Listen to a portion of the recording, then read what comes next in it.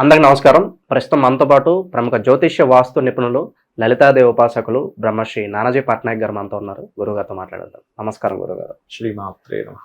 గురుగారు, బంగారం ఇష్టం లేని వాళ్ళంటూ ఎవరు ఉండరు. సాధారణంగా ఎంతో కొంత కొన్ని గ్రాముల బంగారం అయినా ధరించాలని చెప్పి అందరూ భావిస్తూ ఉంటారు. రీసెంట్ గా మనం చూసుకున్నట్లయితే బంగారం ధర 1,00,000కి టచ్ అయింది. సో చాలా వరకు ఆందోళన ఉన్నారు. పెళ్లిళ్ళ సీజన్ అయితే ఇంకా బంగారం చాలా వరకు కొనలేని సిచ్యువేషన్. మిడిల్ క్లాస్ పీపుల్ అయితే చాలా మందికి ఉన్న సందేహం ఏంటంటే, మరి రాబోయే రోజుల్లో ఈ ప్రైస్ ఇంకా పెరుగుతుందా లేకపోతే తగ్గుతుందా, దీనికి ఆల్టర్నేటివ్ ఇంకా మేము దేని మీద ఇన్వెస్ట్ చేసుకుంటే బాగుంటుందని చెప్పి చాలా మంది డౌట్. మరి పంచాంగ శ్రవణం ప్రకారం ఈ సంవత్సరం బంగారం ధరలు ఎలా ఉండబోతున్నాయి రాబోయే రోజుల్లో? తప్పకుండా అండి. పాపం మన బ్రహ్మం గారు ఎప్పుడో చెప్పారండి, బంగారం కొనలేక ఇత్తడి కొంటారు, ఇత్తడి ఆ రేటుకి వచ్చేస్తుంది, ఇత్తడికి ధర పెరుగుతుంది అని. అయితే మనకి డ్రాస్టిక్ గా పెరిగింది ఇప్పుడే చూసాం. ఇంత డ్రాస్టిక్ ఎప్పుడు లేదు. ఎందుకంటే ఎప్పుడైనా పెరిగితే మహా 200 పెరిగితే 200 పెరిగింది అని గమనిస్తే ఒక 6 months నుంచి 6 months to 8 months పీరియడ్ లో చూస్తే ఒక్కసారిగా 60-70 వేలు ఉండేది కాస్త 1,00,000 వచ్చేసి ఒక సంవత్సరం కాలంలో ఒక 30,000 పెరగడం ఏంటండి, హై ఇది కదా. ఇది నేను దీనికి కొన్ని సంవత్సరాలుగా ఒక గ్రాఫ్ తీసుకొని చూస్తే ఎప్పుడెప్పుడు పెరిగింది ఎప్పుడెప్పుడు తగ్గింది అని చూస్తే, యుద్ధం ఒక కారణం అనొచ్చా? ప్రపంచ దేశాల యుద్ధం కారణంగా ఇది పెరిగింది అనుకోవచ్చు. ఎందుకంటే అక్కడ యుద్ధం కారణం అవుతుంటుంది. అంటే వాళ్ళు సేఫెస్ట్ ఇన్వెస్ట్మెంట్ ఏది అని చూసుకుంటారు. అంటే నువ్వు హ్యాండిల్ చేసుకుని తీసుకెళ్ళిపోయడం, ఎలా అంటే పట్టుకుని వెళ్ళేలా ఉండేది చూసుకుని ఉంటారు, ఏది పెరుగుతుంది ఇవన్నీ ఉంటాయి. అయితే ఇక్కడ ఇప్పుడు చాలా మందికి ఇక్కడ డౌట్ ఏంటంటే, ఈ 1,00,000 దగ్గరే అవుతుందా లేకపోతే 1,00,000 2 లక్షలకి వెళ్ళిపోతుందా అనేటువంటి డౌట్ ఉంది. కానీ ఈ సంవత్సరంలో పెరిగినంత అయితే పెరగదండి. ఇక్కడ కొంత స్టెబుల్ అవుతుంది ఇక్కడ. ఎందుకు అంటే కేతు ప్రస్తుతం సింహరాశిలో ఉన్నాడు. ఇది కొంచెం విచిత్రంగా ఫ్లక్చువేట్ చేస్తుంది, ఇక్కడ ఆపుతుంటది ఇక్కడ.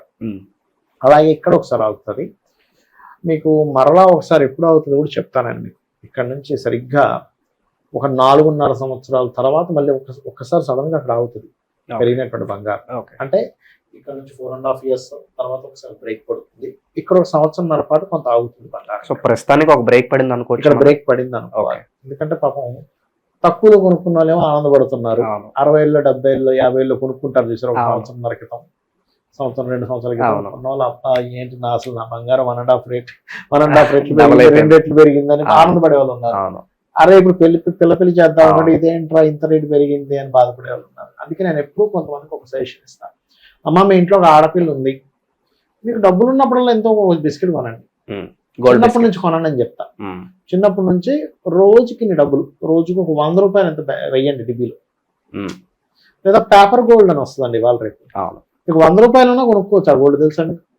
100 రూపాయలు గోల్డ్ కూడా కొనుక్కోవచ్చు. ఇష్టం వచ్చినప్పుడల్లా కొంచెం కొంచెం కొంచెం కొనుక్కోండి. అదేమో పెరుగుతూ ఉంటుంది. మీకు ఒకనొక టైంలో అమ్మాయికి నగలు చేయించుకోవాలి, లేదా అబ్బాయికి ఏదో చేద్దాం అనుకున్నారు, లేదా మీరే ఏదో చేసుకుందాం అనుకున్నారు, వెంటనే మీకు అప్పటి నుంచి కొంచెం కొంచెం కొన్నారు కాబట్టి వెంటనే మీకు ఇంత బంగారం ఉంటుంది. ఒకేసారి కొనాలంటే ఇలాంటి ఇమీడియట్లీ పెరిగిన చాలా ప్రాబ్లమాటిక్ అవుతుంది. కాకపోతే యాజ్ పర్ ఆస్ట్రాలజికల్ అనాలిసిస్ పరంగా కేతు మన జూన్ మాసం నుంచి సింహరాశిలోకి ఎంటర్ అవుతున్నాడు కాబట్టి ఖచ్చితంగా ఒక 1.5 సంవత్సరం పాటు ఇది కొంత ఆగి తీరుతుంది. అక్కడే తిరుగుతూ ఉంటుంది.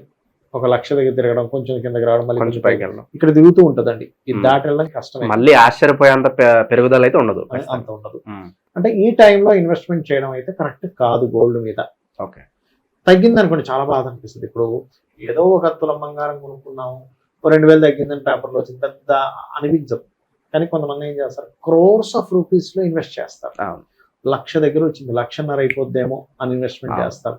బట్ ఇప్పుడున్న గోచారం అంత మీకు సేఫ్ కాదు. ఎందుకంటే అందులో పర్టికులర్గా సరే ఏదో ఇన్వెస్ట్మెంట్ పర్పస్లోనో లేకపోతే మీరు ఏదో 4 డబ్బులు అలా పడి ఉంటాయని కొనుక్కోవడం ఇస్ డిఫరెంట్.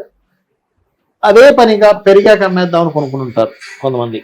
సో ఏదో పెరిగిపోద్ది అనే భావంతో ఇన్వెస్ట్ చేయడం అయితే కరెక్ట్ అప్పు చేసి కొనుక్కుంటారండి కొంతమంది. అంటే ఎలా అంటే, ఏముంది ఇప్పుడు 1,00,000 ఉంది, ఒక 6 నెలల్లో 1,50,000 అయిపోవచ్చు, లేకపోతే 2,00,000 అయిపోవచ్చు. అప్పు చేసి ఒక రూపాయి వడ్డీకి తెచ్చేసి 2 రూపాయలు వడ్డీకి తెచ్చేస్తాను, 1 కోటి రూపాయలు టక్కని పెట్టేస్తాను, ఏముంది పెరిగాక అమ్మేసి మళ్ళీ ఆ డబ్బులు అడిగి ఇచ్చేస్తాను. అలాంటి రిస్కులు చేద్దాం. నక్షత్రతిగా చూసాం గురుగారు, ఆ రోజు అప్పుకు తెచ్చుకున్నారు, తర్వాత రోజు మళ్ళీ తాకట్టు పెట్టేస్తున్నారు. ఆ రోజు కొనాలనే సెంటిమెంట్ బాగా ఇంజెక్ట్ చేశారు. అయ్యో, అసలు అక్షయ తృతీయ నాడు బంగారం కొనడం ఎక్కడ లేదండి. అక్షయము అంటే క్షయం కాదు. కుండ, నీటి కుండని దానిపైన ఒక మూత పెట్టి దానిలో ప్రత్యేకంగా మూత మీద కొన్ని సుగంధ ద్రవ్యాలు పెట్టి దానంగా ఇవ్వాలి. అది అక్షయ తృతీయ చేయవలసిన విషయం. విష్ణు సహస్రనామాలు చదవాలి. బంగారం కొనుక్కుంటే తప్పేం కదా, దోషమేం లేదు. చక్కగా మీకు పడి ఉంటుంది, మీకు ఎప్పుడైనా అవసరం పడుతుంది. ఇంకోటి ఏంటంటే, ఇప్పుడు అవసరం అంటే నాకు ఒక థాట్ వచ్చింది. ఎప్పుడు కూడా బంగారం కొనేటప్పుడు ఒక థాట్తో అసలు కొనకూడదు. ఎలాంటి థాట్ అంటే, నాకు రేపొద్దున అవసరం పడితే నేను దీన్ని తాకట్టు పెట్టుకుని డబ్బులు వస్తాయనే థాట్తో అస్సలు కొనద్దండి. అందుకే నేను ఎప్పుడు ఏం చెప్తానంటే, మంగళవారం కొనండి బంగారం అంట. మంగళవారం బంగారం మారుపోతుందంటే మళ్ళీ బంగారం కొనేలా చేస్తాం. ఎంతైనా కొనండి, మీ దగ్గర డబ్బులు లేవు. చాలా మంది చూడండి, వాళ్ళ రేపు పాపం వాళ్ళ జీవితాలకు ఏదో ఇబ్బంది వచ్చి తీసుకెళ్లి బ్యాంక్ లో పెడతారు, అది కట్టలేక వదిలేస్తారు, అది యాక్షన్ లోకి వెళ్ళిపోతుంది, చాలా బాధపడతారండి.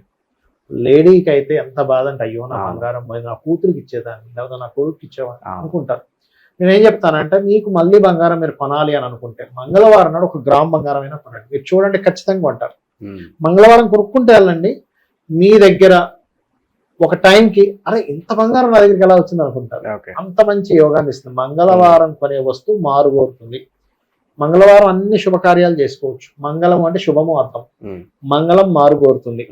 అలాంటి మంగళవారం నేను రిపేర్కి ఇవ్వను, మళ్ళీ రిపేర్ అవుతాయి. కొన్ని పనులు మంగళవారం చేయండి, మంచి పనులు మంగళవారం చేస్తారు. ఇప్పుడైతే ఎవరైనా మంగళవారం చనిపోతే మళ్ళీ ఇంకో మరణం జరుగుతుందని దానికి శాంతి చేయిస్తారు. అవును, చెప్పండి. సో ఇప్పుడైతే బంగారం మీద ఇన్వెస్ట్ చేయడం అంత సేఫ్ కదన్నారు కాబట్టి, మరి ఆల్టర్నేటివ్ ఏంటంటారు దీనికి? ఏదన్నా మనకి ల్యాండ్ అండి, కేతు మారిపోయాడుగా, ల్యాండ్ మీద ఇప్పుడు ఇన్వెస్ట్మెంట్ చేయడం అనేది అద్భుతమైన రిజల్ట్ ఇస్తుంది. అయితే ఇక్కడ ఒక చిన్న లాజిక్ ఉంది. ఎవరి జన్మజాతకంలో అయినా ల్యాండ్ మూలంగా ధనం వస్తే వాళ్ళ పేరు మీద చేయాలి. అంటే ఉదాహరణకి భార్యాభర్త పిల్లలు ఉన్నారు, 2 పిల్లలు, భార్యాభర్త, తల్లి ఉన్నారు. ఈ 4 లేదా 6 జాతకాల్లో మార్స్ ఎవరికి బాగున్నాడు, 4-2 కనెక్టివిటీ అంటారు. అంటే భూమి మూలంగా ఆస్తి మూలంగా ధనం వచ్చే కాంబినేషన్ వాళ్ళకి వాళ్ళ పేరు మీద కొంటే తొందరగా హైక్ అవుతుంది. అలా కాకుండా 4-6 కాంబినేషన్ ఉందండి, అట్లా ఉంది, లేదా శుక్రుడు పాడైపోయాడు, కుజుడు పాడైపోయాడు, పోతులాడు పాడైపోయాడు, అలాంటి వాళ్ళ పేరు మీద అసలు కొనవద్దు అని చెప్తాను. ఎందుకంటే వాళ్ళ పేరు మీద తీసుకున్నప్పుడు ఏమవుతుందంటే అది అంటే వేస్ట్ ఇన్వెస్ట్మెంట్ అయిపోతుంది. అక్కడ పెరగవు, అదేదో కబ్జాకు గురవుతుంది, లేకపోతే అక్కడ నుంచి వాళ్ళకి కష్టాలు వస్తాయి. నేను చాలా మంది జాతకాలు చూస్తే, మొన్న కూడా వాస్తు వెళ్ళినప్పుడు చూస్తే అతను ఇప్పటికి 12-13 ఇల్లు కొని అమ్మేశాడు. నేను ఒకటే చెప్పాను, ఏదో ఒకసారి మీ జాతకం ఇవ్వండి అన్న. ఏమంటే మీరు గృహం కొనుక్కున్న ప్రతిసారి కష్టం వచ్చిందా లేదా అన్న. అవును సార్, ఇల్లు కొంటాను 2 కోట్లు ఎంతో పెట్టి, కొన్న తర్వాత నా కష్టాలు మొదలవుతాయి, ఆ కష్టాలు తీర్చేసుకోవడానికి ఆ ఇల్లు అమ్మేస్తా, తక్కువ రేటుకి అమ్మేస్తా, మళ్ళీ మంచి రేస్ పాయింట్కి వస్తా, అయ్యా ఇప్పుడు బాగున్నది, మళ్ళీ ఇల్లు కొనుక్కుంటా, మళ్ళీ కష్టాలు వస్తాయి, మళ్ళీ అమ్మేసా, మళ్ళీ కష్టం. ఆ 12 ఇల్లు అమ్మేసాడు ఆయన. ఏమన్నా అలా కదా, నువ్వు కొనుక్కోకూడదు, మీ భార్య పేరు మీద కొనుక్కున్నా. అవును సార్, మీరు చెప్పింది కరెక్టే, మా జీవిత భాగస్వామి పేరు మీద కొన్నప్పుడు ఒక 10 ఏళ్ళు ఉన్నాం, చాలా బాగుంది అంటే నేను చెప్తాను. అలా కదా, నేను పోతులాడు పాడయ్యాడు, నీ పేరు మీద కొనుక్కోనికి 2 పిల్లలు ఉన్నారు, పిల్లల పేరు మీద కొనుక్కో, భార్య పేరు మీద కొనుక్కో. ఇక్కడ ఏంటంటే మనం దేని జోలికి వెళ్తే ఇబ్బంది వస్తుందో దాని జోలికి వెళ్ళకూడదు అని నేను ఒకటే చెప్పాను. పోతులాడు పాడయ్యాడు, గృహం నీ పేరు మీద వద్దు, వెహికల్స్ నీ పేరు మీద వద్దు, వస్తువులు, కొంతమంది వాహనాలు కొంటారు, శుక్రుడు పాడైతే వాహనం వాళ్ళ పేరు మీద పనికిరాదండి.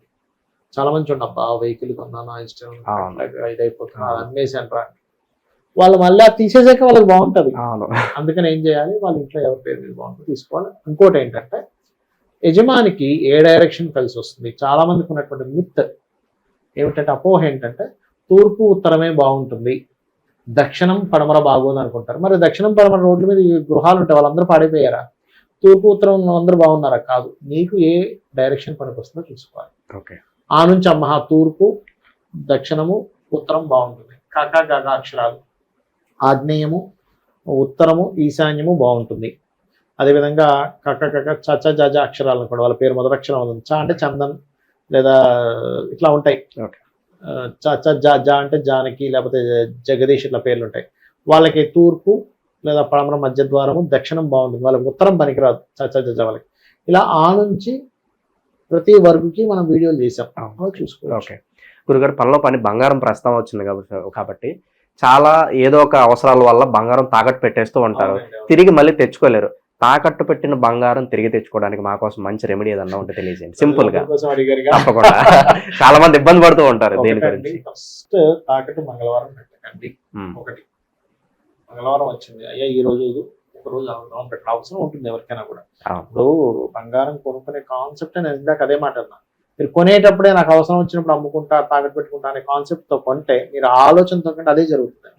అలా కాకుండా నేను నా పిల్లకి ఇస్తాను, నేను రేపు పొద్దున్న ఈ బంగారం ఇంకో బంగారం యాడ్ చేసి ఇంకోటి చేసుకుంటాను థాట్ తో కొనండి. Point number 1. బయట తీసేటప్పుడు కూడా మంగళవారమే దాన్ని విడిపించుకోండి, మీకు విడిపించేసుకుంటారు మొత్తం. ఓకే. కొనడం మంగళవారం కొనండి, కానీ ఎట్టి పరిస్థితుల్లో మంగళవారం తాకట్టు పెట్టకండి. ఇది గుర్తుపెట్టుకోండి. ఓకే. ఎందుకంటే ఒకటి ఒకటి ఒకటి వెళ్ళిపోతాయండి బంగారం. ఎందుకంటే అదొక ఎమోషన్. బంగారం అనేది డబ్బులని కాదు, మనీతో కూర్చోవడం ఒక ఎమోషన్ తో చూస్తాం మన ఇండియన్స్. ఒక నగ, మా అమ్మగారు నగండి అంటాం. అట్లా ఏంటంటే ఆ ఎమోషన్ అనేటువంటిది ఎలా ఉంటుంది అంటే మీకు ఎన్ని బిల్డింగ్లు ఉన్నా ఆ బంగారు నగ అక్కడ ఉండిపోయింది అనేది ఉంటుంది. ఒకటి ఇది పాటించండి. ఇంకోటి ఏంటంటే ఓం అపర్ణాయై నమః అనే మంత్రం మీకు అప్పుల నుంచి బయటపడేస్తుంది. ఓకే. ఓకే. రాబోయే రోజుల్లో బంగారం ధరలు ఎలా ఉండబోతున్నాయి, తాకట్టు పెట్టిన బంగారం తిరిగి తెచ్చుకోవడానికి అద్భుతమైన పరిష్కారం మాకు తెలియజేశారు గురుగారు. ధన్యవాదాలు. శ్రీమాత్రేయ.